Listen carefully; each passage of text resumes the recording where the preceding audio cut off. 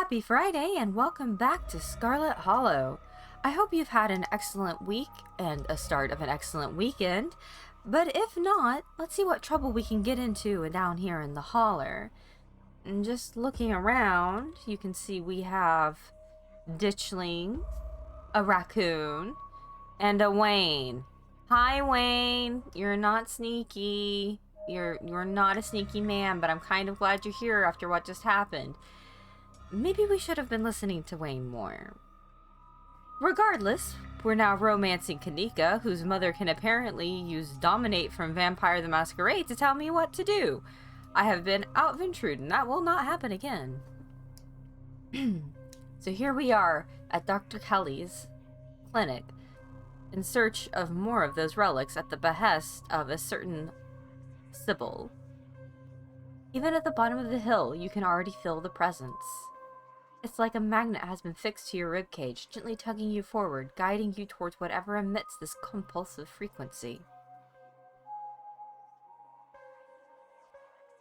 You quickly glance around, eyes trained on the underbrush. A flash of a striped tail grabs your eye immediately.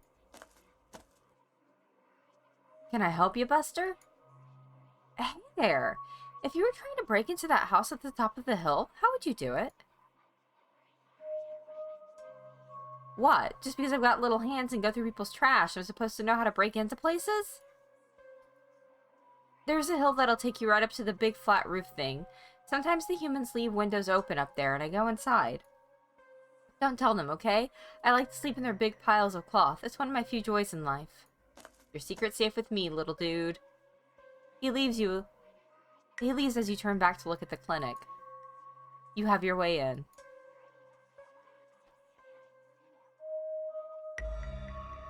You're pretty sure you can make the jump to the second floor, at least with a running start.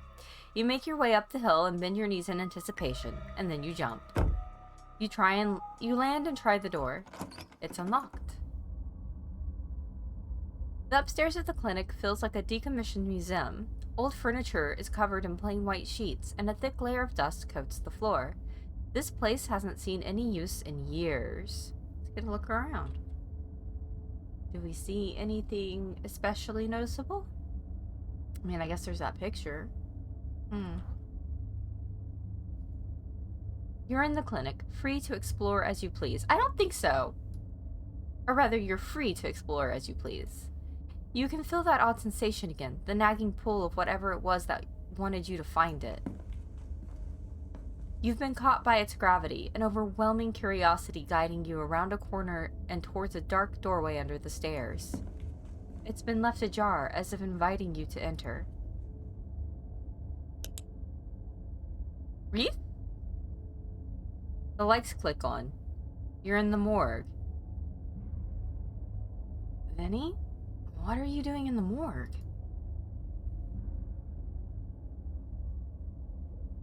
What are you doing in the morgue? You haven't seen Stella around, have you? She's been missing since last night. I haven't. Did you think you'd find her in the morgue? His words seem distant to you. The tugging is strong down here. You can almost feel yourself slipping into a trance, and your eyes wander to the back wall of the morgue. You need to see what's back there. You touch the wall. It feels disappointingly solid under your palms. Hey, are you okay? You feel Reese's hand gently shake your shoulder, and for a moment, the thing on the other side of the blank white wall loosens its pull on you. You kinda look possessed for a second there. You good? Make him understand.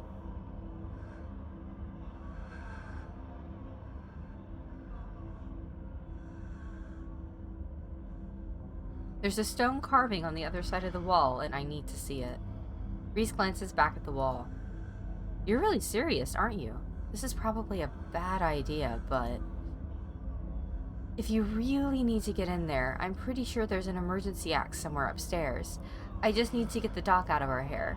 Should take 2 seconds. Get the dock out of our hair? You okay there, buddy? Yeah, if I say I'm sick and need something, she'll drop whatever she's doing and do it for me. Surefire way to get her out of the house. And most of the time it's true anyway.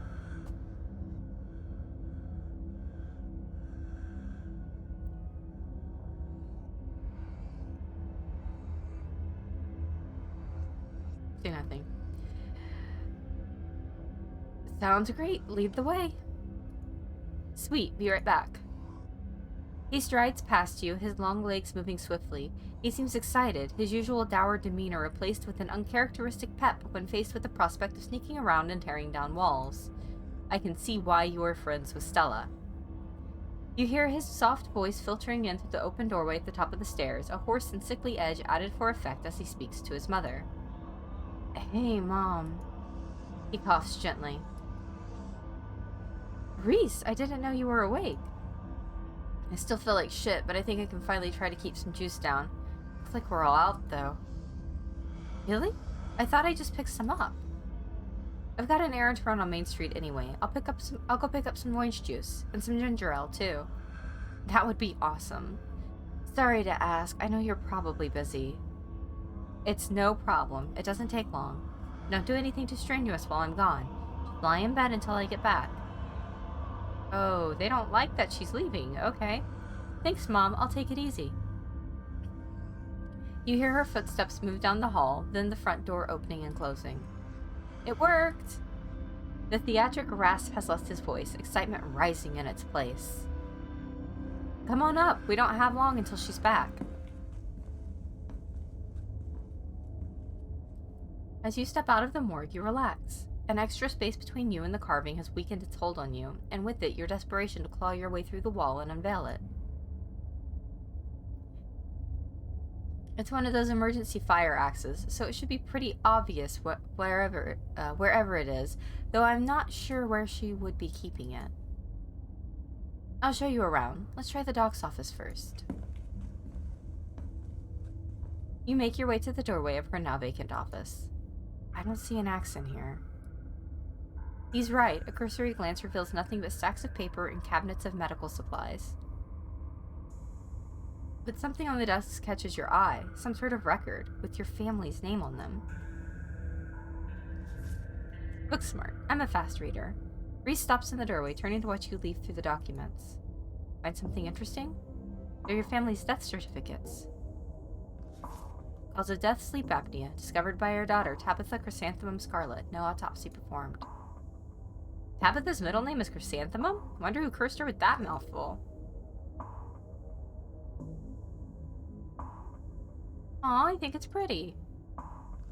Edward Dean Scarlet, born April 9th, 1913, died February 12th, 2003, aged 89. Cause of death, heart failure. Signed by her granddaughter, Pearl Ann Scarlet. Pretty normal. Almost made it to 90, died of a normal old person illness. Enoch Scarlet, born September 9th, 1987, died August 20th, 1957, age 69. Cause of death, fall from cliff. This one has a coroner's report attached. Organs sustained impact injuries, lacerations to the neck and body consistent with fall from great height. Whoa, an actual autopsy report. Looks ancient. You quickly flip through a few of the other Scarlets whose names aren't quite as familiar. Theodore Scarlet, born May 24th, 1890, died 1918, age 28. Cause of death, crushed in mine collapse, body not recovered. Signed by his brother, Enoch Scarlet. Booksmart. That's right, you had a great uncle who died in the collapse. Joseph Scarlet, born April 1914, died June 7th, 1944. Louis Scarlet, born August 1920, died June 6th, 1944. Both killed at Normandy in the line of duty. These must have been Edward Dean's brothers. Certificate of fetal death, infant boy, Andrew Charles Scarlet, delivered April 3rd, 1945, stillbirth, mother, Edward Dean Scarlet. Cause of death, complications during birth, no doctor present, home burial. Booksmart. That settles the question of whether you're related to Charlie. Alexandra Scarlet, born December 12th, 1947, died August 20th, 1957, aged 9, missing, presumed dead, signed by mother Edward Dean Scarlet. Alexandra, the owner of the doll, but she went missing. Booksmart, and it was the same day Enoch died in a hiking accident. Mary Bell Scarlet, Born September 3rd, 1946. Died October 30, 1963, age 17. Cause of death, complications during childbirth. Signed by her mother, Edwardine Scarlet. Wow, that's a lot of kids to outlive.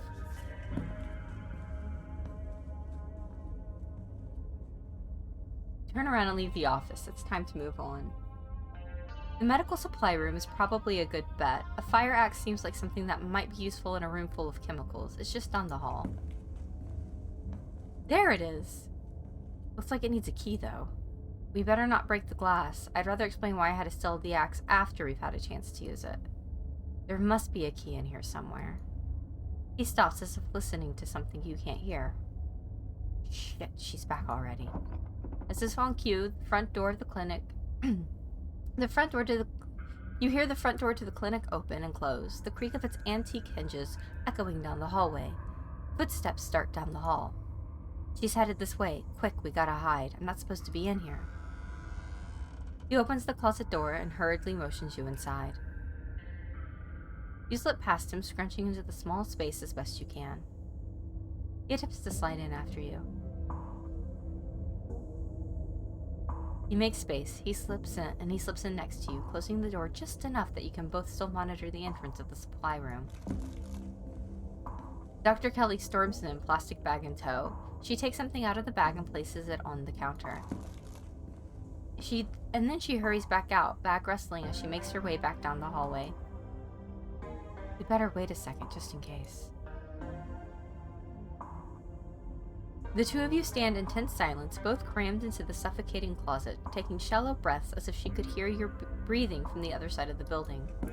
But the footsteps soon return. Dr. Kelly makes her way back towards your hiding place, creaking floorboards broadcasting her location all the way to the hallway just outside your hiding spot.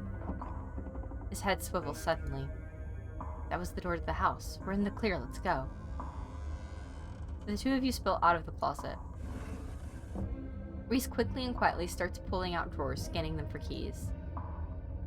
Booksmart, you can't help but notice what Dr. Kelly left on the long steel table in the middle of the room.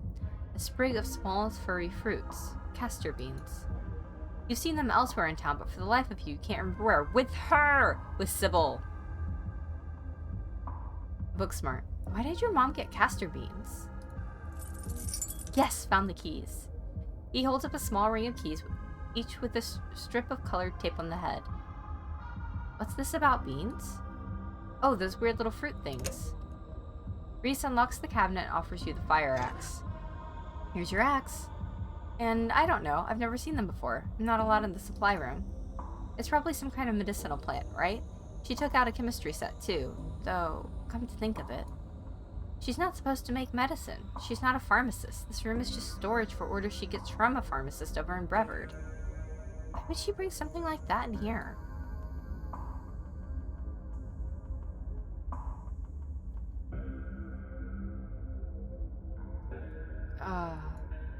Castor beans make ricin, a deadly poison. She's not making it though, right? Why would she make that? She's a doctor. Let him draw his own conclusions. Maybe she has some kind of information on it lying around here somewhere.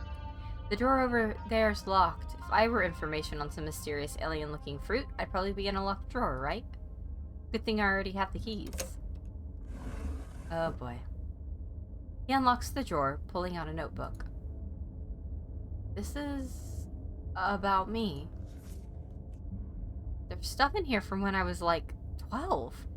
It's kind of diary or medical history or both, I guess. What the hell is this? Something about another episode? Guessing she's referring to one of my rough nights. Oh, here we go, there's some illustrations. I don't think those are good illustrations, from the look on your face. He glances to the strange plant on the countertop. It's those beans you mentioned. She uses them to make my medicine. That's poison, right? Well, now, dosage makes the poison. He jerks his head towards the door. Shit, that was the door from the house. We've got to run. You follow Reese's instruction, once again starting down the basement stairs, letting the pull of the stone carving guide you back to the morgue. Dr. Kelly's voice filters down from above. I was right, we did already have juice. It was just in the back of the fridge. But there's no harm in having extra. What are you doing in the clinic? I thought I told you to go rest. Oh, I'm just gonna chill in the morgue. I got my speakers, so if you hear some weird sounds, that's just my music. I'll be sure to put in earplugs to drown out all that industrial clanging you listen to. You know I'm not the biggest fan of you spending time down there. It can't be good for your mental health to hang out in a refrigerator for corpses. Do you at least have a blanket this time? Yeah, I'll be fine. It's just a change of scenery.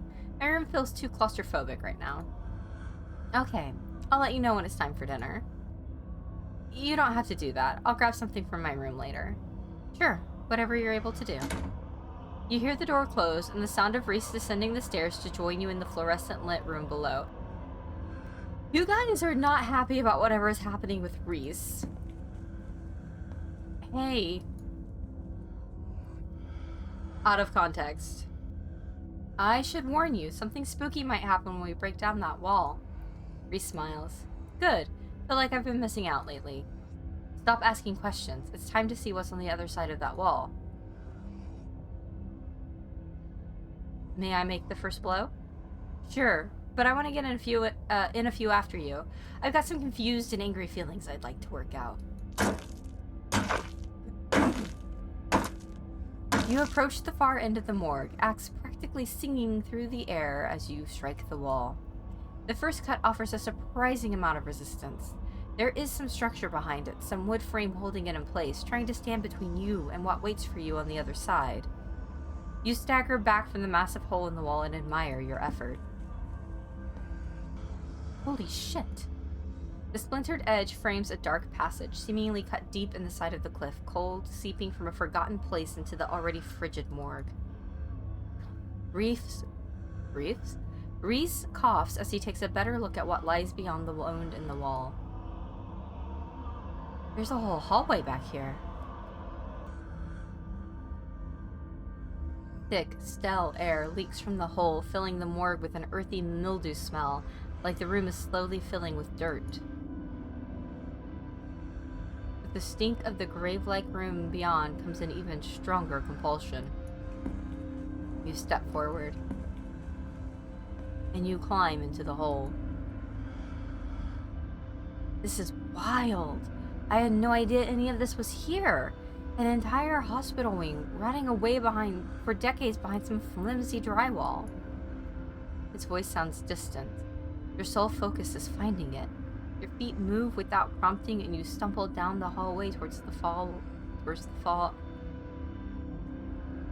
far wall, barely registering the antique clutter as you stagger past it. Whoa, are you okay? You don't respond. And you don't bother to retrieve the axe.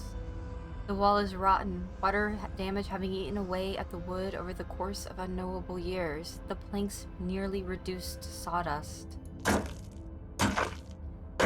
You tear into it. There she is.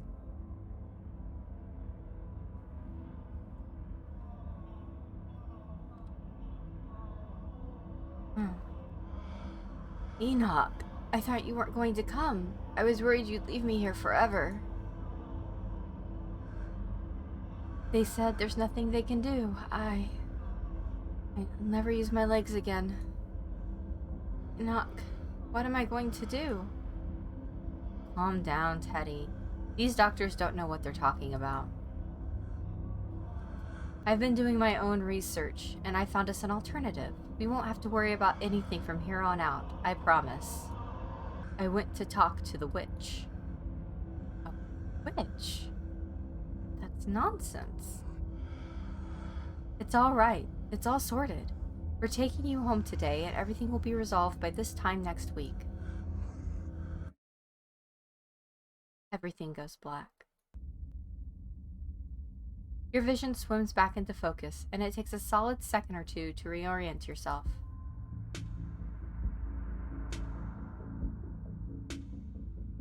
Let's see what we got here. Some more of that awesome artwork. Pretty sure that's Hellraiser. Could be wrong, though. I do like that Animorphs looking thing you got going there. You're in an unfamiliar bed. Reese leans against the far wall, eyeing you with concern and curiosity. Hey, I was worried you'd slip into a coma or something. You tore down a wall like a wild animal, found some weird carving, and collapsed. I think you might have had some kind of seizure. Are you okay?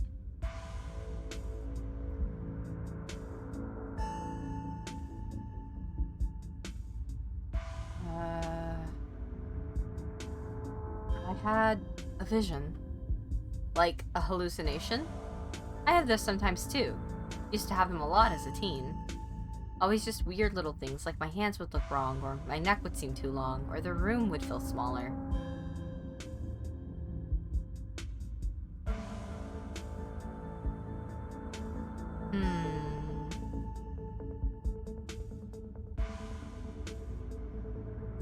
I think the carvings are trying to warn me about something. My family has dark secrets. An old family like yours. I believe it. Hopefully that's all ancient history, though. How did I get here? I carried you. You don't have the kind of muscle mass required for that. Huh?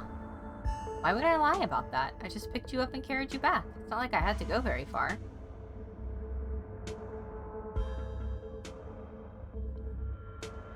I should probably get going.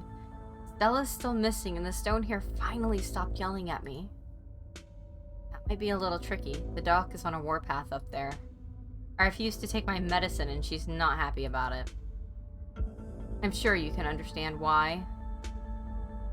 There was no way I was going to take anything she gave me. She's been poisoning me for years. I went ahead and blocked my door so she can't get down here. Now we just have to wait her out.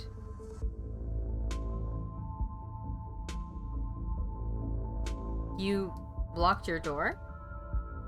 Of course I did. Put a chair in front of it. And it's never failed me before. We don't need her coming down here to finish me off or whatever it is she might do now that I know that what her treatment plan has been all these years.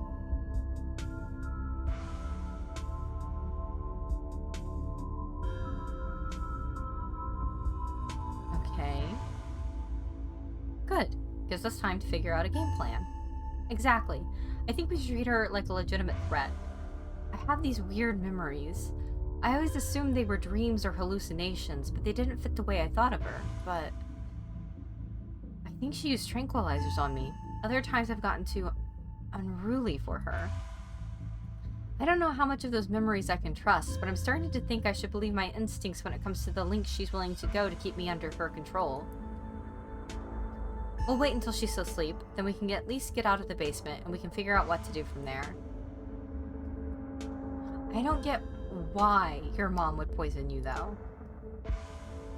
I don't know. But it's all in here. She never outright says that's what she's doing. And the recipe she came up with to deal with my flare-ups, whatever she thinks those are, involves that weird plant that was on the counter. Those castor beans, you are right, and ricin poisoning matches up with quite a few of my symptoms. The thing I can't figure out is whether she's been trying to kill me slowly or if she just likes keeping me sick enough to be dependent on her. You carried me down here looking like I could stick you through the eye of a needle, buddy. I think you've got stuff going on. Either way, I don't think I ever had an illness. I think the illness was me growing up and becoming less easy to control. She sure found a cure for that. Ricin is really bad. How are you not dead? I don't know. Maybe it's low enough doses. Or maybe I developed a tolerance. It's not how that works. But I think the fact that I feel more and more alive by the minute is enough proof that she was keeping me sick. I don't even need solid evidence.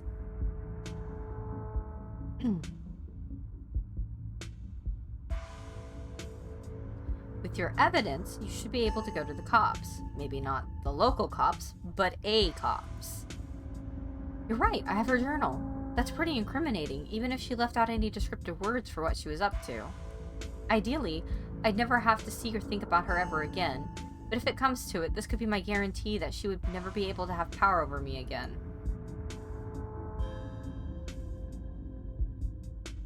Leave it at that. Let's find a distraction until it's safe to leave. A distraction seems like a good idea. As you can probably tell, I'm getting a little jittery. Maybe it's the lack of poison in my system for the first time in years, or the fact that my whole perception of reality has been turned on its head. Probably a combo. Book smart. It would obviously take more than a day for ricin poisoning to be out of it. You're telling me. Doesn't feel awful, to be honest. What if your mom doesn't fall asleep? You shouldn't call her my mom. As far as I'm concerned, she forfeited that title. I don't even think I should call her doctor. She's just some woman now. Can't wait for her to be in the rearview mirror of the rest of my life. If she doesn't fall asleep by 10, we can figure something else out. These windows are supposedly shatterproof, which she always said was for burglars. Now I assume it was yet another way to keep me boxed in. But we can try to break them anyway. I believe you owe me a showing of Shi no Chi, Deathblood. I believe I do. Reese gets the movie set up and joins you on the bed. Let me know if it gets to be too much for you. I'm not a great judge of how other people react to the sorts of things I watch, but I definitely don't want you to feel uncomfortable. This is a slow burn of a movie, but the dread it's managing to build is palpable in the room. Or maybe that's just how it feels down here all the time, what with the grisly paintings, lack of lighting, cinder block walls, and of course the fact that the woman currently lurking upstairs has been poisoning her son since his teens.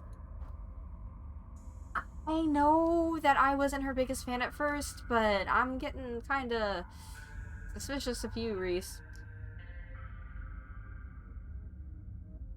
I've seen a couple of this director's other films, and they're all interesting, though this is probably the best introduction to his work. The way it jump cuts to seemingly unrelated TV show recordings that then wind up tying back into the narrative adds a level of realism and depth to the world that I find really engrossing. It's found footage used to its fullest. Okay, buddy.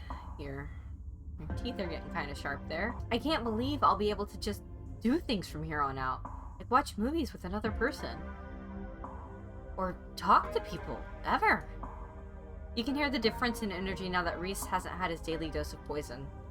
Is uncharacteristically chatty, clearly not used to talking to another person, let alone when he has the energy to carry on a long conversation. I'm glad you'll be able to have a social life, and I'm happy to be a part of it. Reese smiles to himself. Still hard to imagine. Hard to believe after all these years alone that that's going to be my reality. The man on the screen yells portents of doom into the camera, trailing off into a wordless scream. The plot is really heating up. I love that there are all these distinct sort of visionettes, little pockets of horror that affect a small number of people, and only once you start to see how they fit together can you realize some fundamental horror about the universe. And then it sees you back. Incredible! Cosmic horror in the truest sense. Reese is becoming very animated. It's probably safe to assume that he's dealing with a lot of extra adrenaline right now, what with his entire reality turning out to be a lie. But he's also talking over the movie.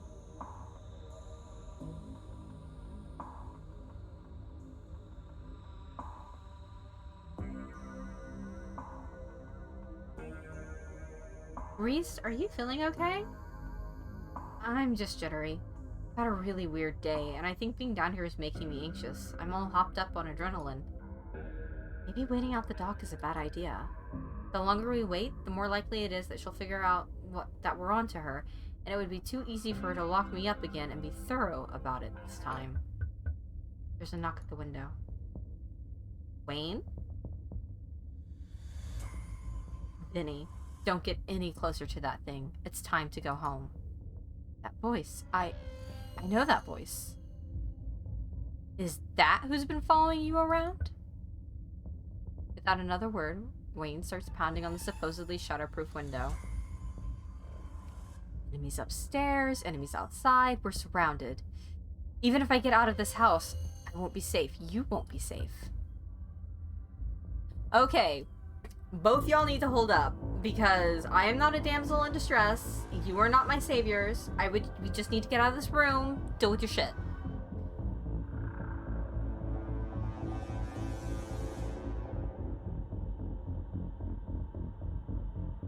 What do you mean? Wayne isn't going to hurt you. He hasn't hurt anyone. Yes, he will. He's furious with me. Can't you hear it? But I'm not weak anymore. I can fight back. I don't have to cower in fear from the people who want to hurt me. I can protect both of us, Vinny. The window shatters. Oh boy. This is not looking good. Oh? Y'all are moving. Okay. As Reese tears out his clothes, paint bubbles out from the canvases, his ghoulish figures peeling themselves out of their two-dimensional worlds, invading yours, crawling up the walls. Grab my hand, I'll pull you out. Leave us alone! In a surge of violence, the change that has been brewing inside Reese finally comes. As it manifests, the broken basement window is sealed off, and Wayne along with it. Do not run from an apex predator. Not unless you are absolutely certain you are going to die. We aren't safe, but I feel strong now. I think I can save us. Stay here. I'll be right back. I just have to deal with the doc. Reese storms up the stairs, leaving you with the smears.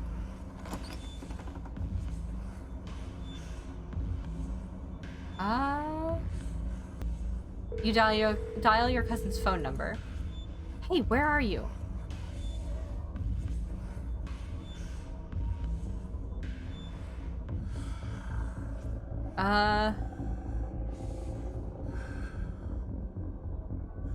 Reese is on some kind of rampage. Can you come pick me up? What? Don't move a muscle. I'm coming to get you. Your cousin hangs up the phone. Ah, boy. Try and leave.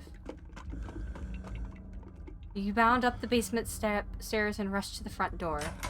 You pull, but it's still shut by the constructs. Oh. Reese, I don't think you're gonna live with yourself if you do this, buddy. You make your way to the door that beckoned to you yesterday, all intrigue now washed away.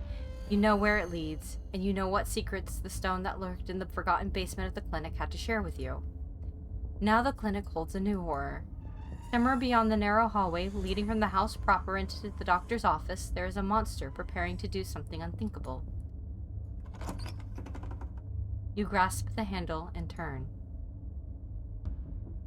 Duck! Duck. You do as she says, ducking out of the way. She shoots. The gun isn't very loud. There's only a pop as the projectile leaves the barrel, whizzing through the air. You turn to see the dart embedded in Reese's chest. He pulls the tranquilizer dart out from between his ribs, heaving heavy breaths as the drug courses through his system. You're going to have to try harder than that, you No, how did you... As if you could hope to stop me, you pathetic waste of flesh. Before Wayne takes another step down the stairs, paint flows out from between cracks in the wood. Reese's panic, pulling in a mob of furious smears to hold his enemies in place. Jesus Christ. The artist draws away, but the smears continue their work in his absence. Dr. Kelly makes her escape down the hallway, and Wayne is overcome, glued in place at the top of the stairs by stiffening globs of paint.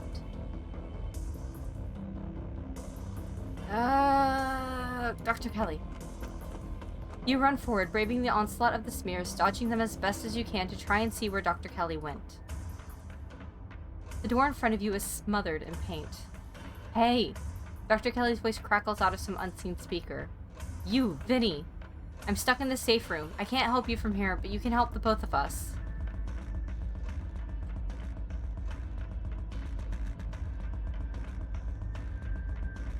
What the hell is your son, ma'am? I wish I knew. He was fine until he hit puberty. Everyone said raising a teen was going to be a bitch, but they didn't know the half of it. I need you to get to the medicinal storage room. I'll give you further instructions when you're there. You turn back around and head to the medical storage room. I'm here. Great, now listen to me. I need you to use the black tape key to get into the cabinet and bring me the elephant tranquilizers. It's a bottle labeled carfentanil. Bear tranquilizers clearly aren't going to cut it anymore. An intercom system, huh, Doc? Good, you should hear this. Vinny, you don't have to do anything she says.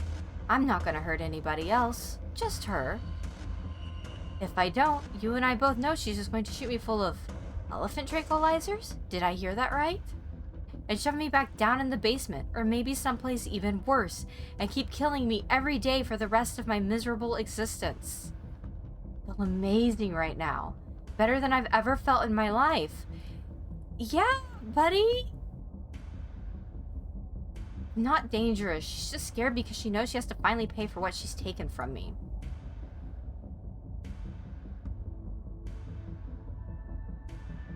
Wayne, help me.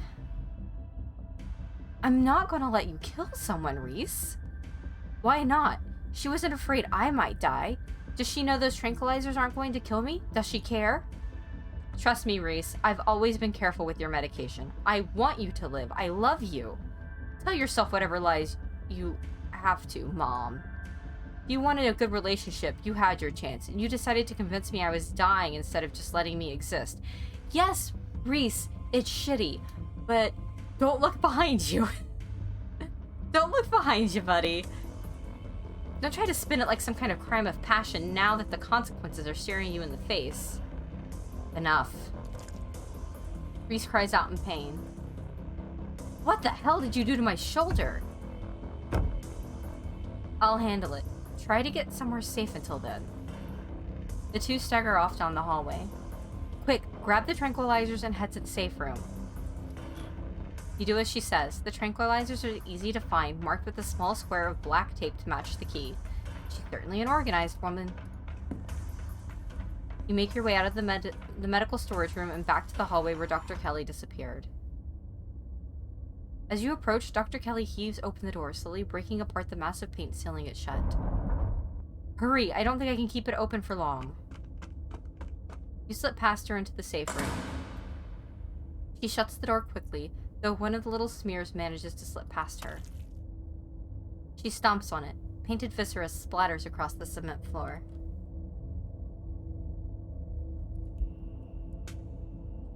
Sounds like Reese and your friend are still fighting. We probably have a few minutes before he gets here.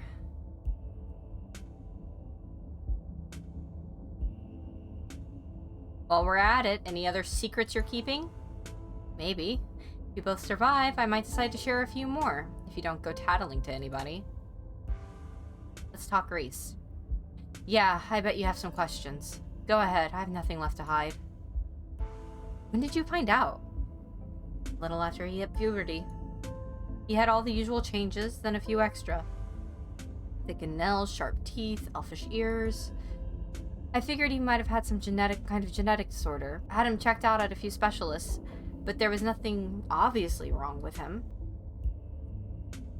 Then we had an argument, and he changed right in front of me. It was nothing like what he is now, just a couple inches and some facial abnormalities, enough to be noticeable. I was scared. He could see that, and he stopped. Thought it was a one-off, or maybe a hallucination. But the second time, it wasn't as subtle, and it didn't go away as easy. That's when I knew for sure that this was something beyond the realm of my expertise. How did you settle on Ryson? Dr. Kelly gives you a long, hard look. I don't want to talk about that woman. Okay. But screw it, I might die tonight. Sure, I'll tell you. It was... And that's all I have to say about that. It was Sybil.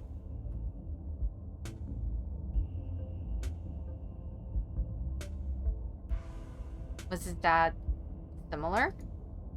A strange little smile creeps onto Dr. Kelly's face. I wish I knew. Reese just kind of happened.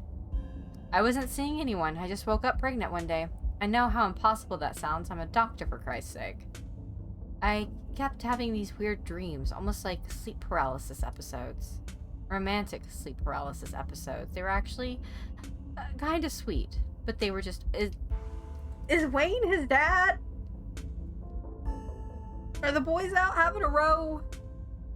Can the men in your family be normal, please? But then, all of a sudden, my period stopped. I got morning sickness. And roughly 9 months later, Reese. How do you know he's dangerous? Well, he wants to murder me, so that's clue number 1. Okay, fair. It's not like he's usually a violent kid. He's mostly just sad. But every now and then, we butt heads, and that's usually when this side of him comes out. Imagine if this happens anytime he gets frustrated with anyone. Imagine he gets road rage one day, turns into a 12-foot-tall monster with a million teeth, and rips somebody apart in the middle of a major metropolitan area. Okay, so he stays here, and you tell him the truth, and you work on it. Yeah, he's dangerous.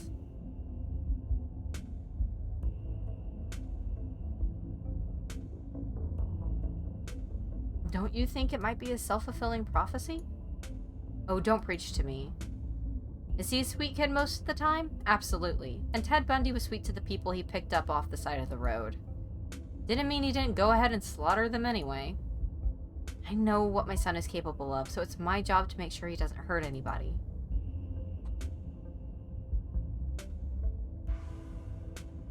How did he not know what he was? I've been medicating him since he was 12. We've only had 3 incidents like this, maybe 4, depending on what counts. This is the worst one by far. He doesn't seem to understand at first that he looks different, and I just make sure to stay on top of his dosages so he rarely ever does. But I've been preparing for this inevitability. He's an adult now. There's only so much I can do to control him. What is he? At first I thought he was some kind of werewolf. But if he is, he doesn't follow any kind of full moon rules or anything. Silver doesn't do shit to him. And you've seen what he looks like. It's just weird. I almost wish I could examine him while he's fully transformed. I'd be fascinated to know what happens to him, or how his body does it. But he seems pretty hell-bent on ripping my throat out, so I guess that'll just have to remain a mystery. The relationship between you two seems difficult. Yeah, you could say that. He was such a cute kid. When I found out I was pregnant, I was terrified. I didn't know if I'd be ready. But he made me love being a mom. It's not like it was going to be sunshine and roses forever, no matter what. Kids grow up and they change, sometimes for the worst. This is part of being a mom, too. Doing what you can to make sure the child you brought into the world isn't going to go around eating people. I don't... It's not a normal job of being a mom, okay? Like, I don't think my mother worried that much about me doing that. Why did you start poisoning him? Dr. Kelly sighs. Can we stop calling it poison? Yes, it's poison, but the act of me giving him poison was not me poisoning him. I was medicating his illness. It started when he was around 15. I'd been giving him increasingly high doses of Klonopin. Whew. But his body kept adapting and his systems would come back, especially if we ever fought. I couldn't keep ordering all those drugs. It was already suspicious and I could risk losing my license, especially if anyone ever found out what I was using them for. Someone, Sybil, approached me with a solution. I took it. And I've been dealing with the emotional and mental consequences of that decision ever since, Sybil. What's the game plan, both short and long term? Well, I pump him full of elephant tranquilizers, then I lock him in here. Then I somehow convince him to see things from my perspective. Then we all live happily ever after.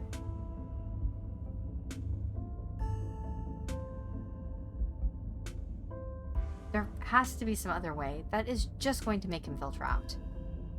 It is, especially since I'll have to isolate him even more now that he knows what's going on. He's going to hate me. But you gotta work with what you've been given, and what I've been given is an ethical dilemma whether I let my son kill me, freeing him to go out and kill others, or imprison him for the rest of his life and force feed him poison to keep him controllable. See, now you're calling it poison.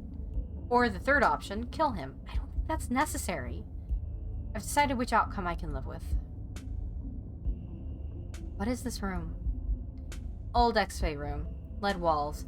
After I realized this whole situation was a possibility, I had the door reinforced with special remote-controlled locks. Glad it could finally come in handy. You and Dr. Kelly sit in silence and wait for her son to make his way to you.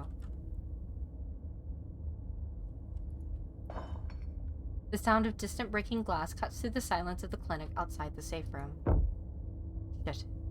This might be game time. Dr. Kelly opens the door. The two of you stare out into the hallway.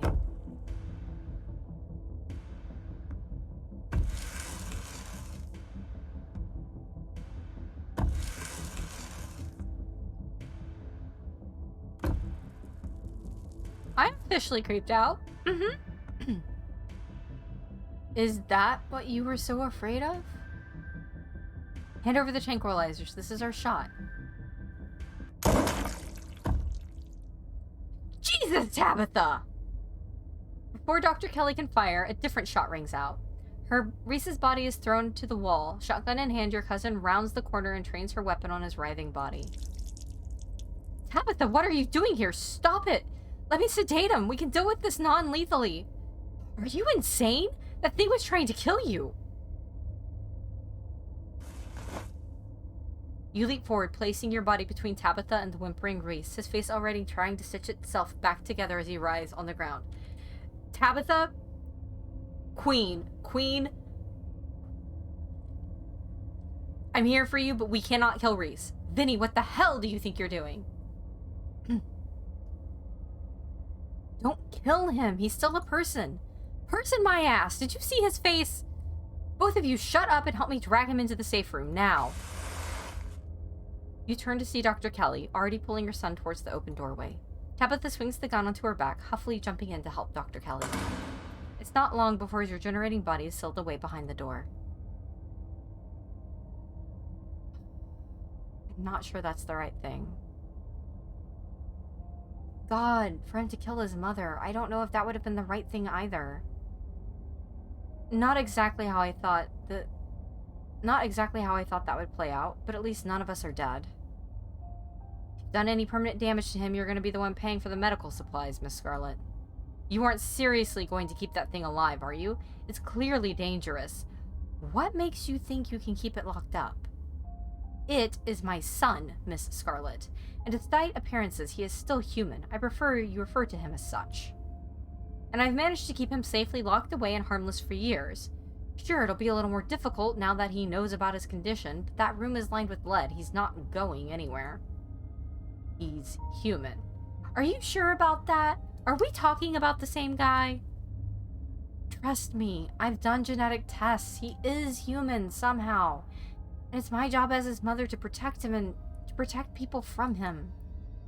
It's not a burden I take lightly. You don't have to worry about him getting out anytime soon.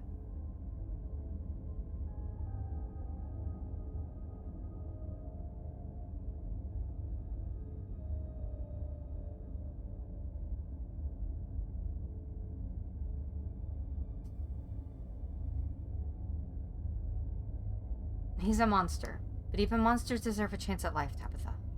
Don't give me that line. He was about to eat both of you if I didn't show up. I don't care what your ethics are. I care about my cousin not being digested by some 12-foot freak with a million teeth. You don't have to defend him, Vinny. I have a lot of cleaning to do, and I don't feel like entertaining a couple of bickering cousins while I do. I'd prefer it if both of you could just forget what you saw and move on with your lives. My son is my business. You and your cousin leave the clinic, Dr. Kelly slamming the shotgun-blasted door behind you. The two of you make your way to the bottom of the hill where Tabitha's car is parked among the sleepy houses of Scarlet Hollow's residential street. She places her gun in the trunk and turns to face you. You're alone right now. Is Stella still missing? I tried calling her a couple of times, but I kept getting her stupid voicemail. Yeah. Shit. Let me think. It's a long shot, but there's a place that might be worth checking out. We're going on a hike. Sounds good to me. After a bit of a trek, you and Tabitha stop by the edge of a 2-lane road near the town limits. There, sitting on a log, staring mournfully out at the asphalt, is Stella. You watch her from the underbrush. She's alive, thank God. She sounds more exasperated than relieved.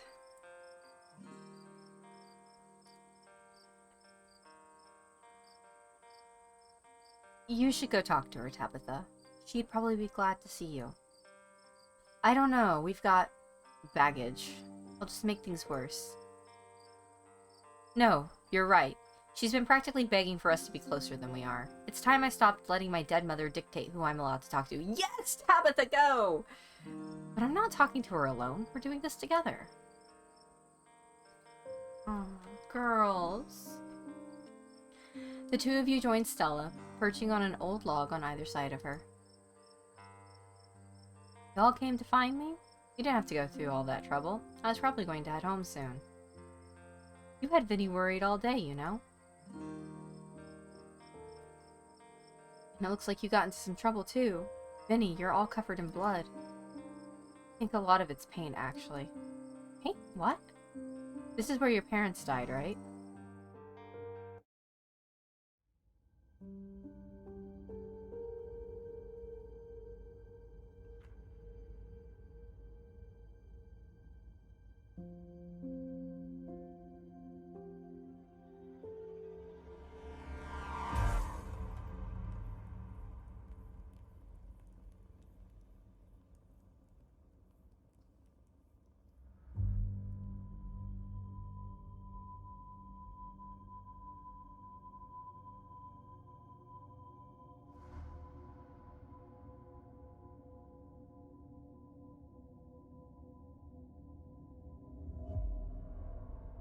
My goodness.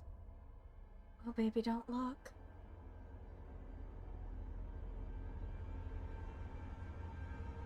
Oh, baby, don't look.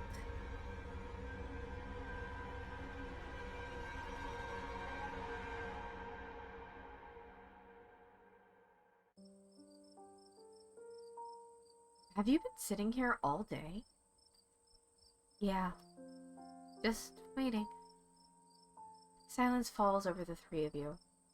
The wind rustling in the leaves and the sound of night insects carry on around you, muted in the still night. Oh, baby. Nothing happened, though. That's probably for the best. Gabby, did I do something wrong after the accident? What? There's whole years of my life that feel like they just never happened. Like every time I try and remember them, it's blank. I have all these videos sitting in my channel that I don't even remember filming. It's scary. Did I do something to push you away? No. All you wanted to do was talk to me. But Pearl Ann wouldn't let me near you. Oh. Tabitha sighs. That's not true. I was an adult when the accident happened. It doesn't matter what Pearl Ann wanted. I need to stop hiding under my mother's coat every time I make a bad decision. I pushed you away, Stella, and I shouldn't have done that. I'm sorry. Tabby, I've missed you. I've missed you too. Still fuck Pearl Ann though. God, that's...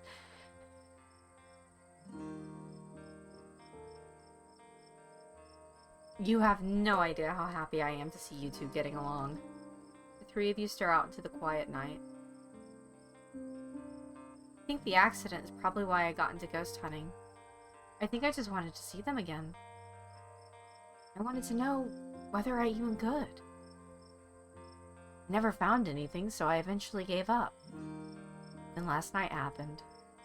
And I ran out here to see if maybe it would happen with them too. Even if it meant seeing the crash again, or seeing them all messed up and dead. Ditchling check. Just wanted to see them. It's been a whole day. I don't think they're coming. Do you want to say goodbye? Stella sits in silence for a moment, her breath slow and even. Bye. I love you. Don't worry about me. I'm gonna be fine.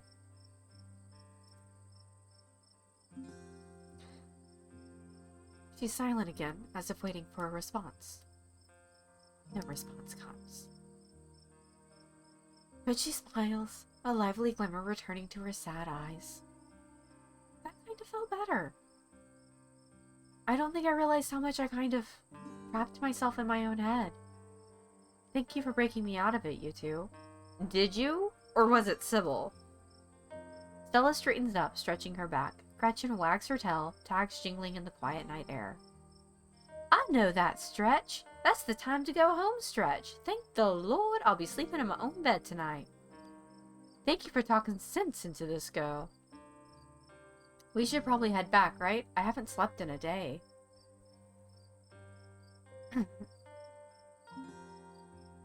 Wait. Before we go, I should tell you about what happened today. Oh? Are you sure about that, Vinny? Too late. The cat's out of the bag, and now the two of you have to tell me about your misadventures. You and Tabitha relay the events of the evening as best you can. Saying it out loud somehow makes it feel less real, like you're sharing the plot of a horror movie, not something that actually happened to you. Oh, my God. That poor guy, and poor Dr. Kelly. This just sucks for everyone. And Tabby, you just brought a shotgun there? I wanted protection. Hopefully Reese and his mom can work things out. We should try and visit him tomorrow. You two can do that without me. You know, I think processing just the one traumatic event is enough for the day. This new one's going right into the void. At least until we get to the end of the week. 3 of you and Gretchen make your way back through the woods before arriving at Stella's house. This is me. Thanks again, you two. Time for us to get back to the estate, Vinny. Tabby, wait. Before you go. Yes! Stella wraps your cousin in a tight hug. Don't be a stranger, okay? Never again. I promise.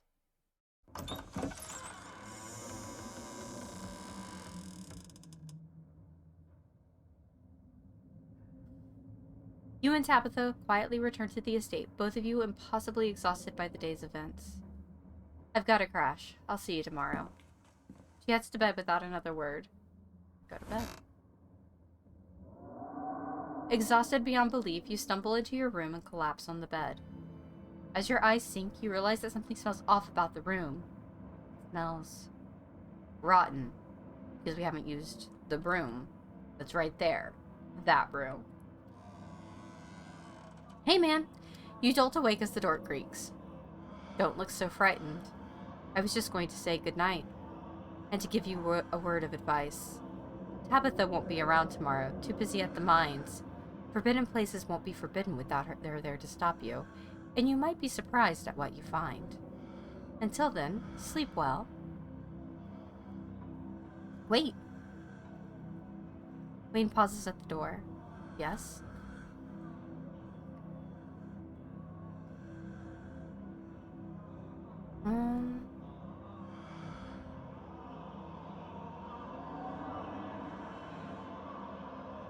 I'm not gonna flirt with Wayne. We are flirting with Kanika. Thanks for looking out for me tonight. Anytime you find yourself in danger, I'll be there for you. I will always be there for you. Did you know Reese was like that? I knew he was different. How exactly, I wasn't sure. But now I know. I thought you wanted me to stay at the estate. Aren't you going to lecture me? You were free to make your own decisions, and those decisions have been made. I know that something pulls at you, and I know that now you cannot stop until your task is finished. I'll keep you safe while you do what you must. Why are you following me around? Why not Stella, or Kanika, or Sybil? Why not Tabitha? Because you're special. But why? Why am I so special? You simply are. Do you not feel the ties that bind us? They are unbreakable. That's a bit creepy, my dude. Good night, Penny. Yeah, good night. Outside of my room. Don't come back in here, thanks. Wayne leaves your room and closes the door behind him. The damp smell of mattress is starting to become almost welcoming, a sign that the now daily horrors of Scarlet Hollow are finally behind you, at least until the sun inevitably rises once again. You think for a moment about calling Kanika, but you're just too tired to even bother. You close your eyes, your exhausted body succumbing to sleep almost immediately. As you drift off, you think of Reese, trapped in that tiny, windowless room, all his greatest fears realized, his body no longer his own. But you stopped him from killing Dr. Kelly. The world, at least for now, is protected from him. And then you think of nothing. This is the end of episode 4. We got the artist of Mice and Men and Dr. Dolittle. Thank you, everyone, for joining us today with Scarlet Hollow. We will be picking up Scarlet Hollow on Fridays again when Chapter 5 releases with Vinny, who has Talks to Animals and Book Smart. You can always check out the beginning of the series if you are familiar with it, or you can click on the link below to pick it up for yourself from either itch.io or from Steam. I will see you next Friday. I don't know with what. We'll have to decide. But I will most certainly see you on Monday with more Secret World Legends. Remember to like the video if you liked it, to dislike it if you disliked it, and let me know what choices you made in your own playthrough down below.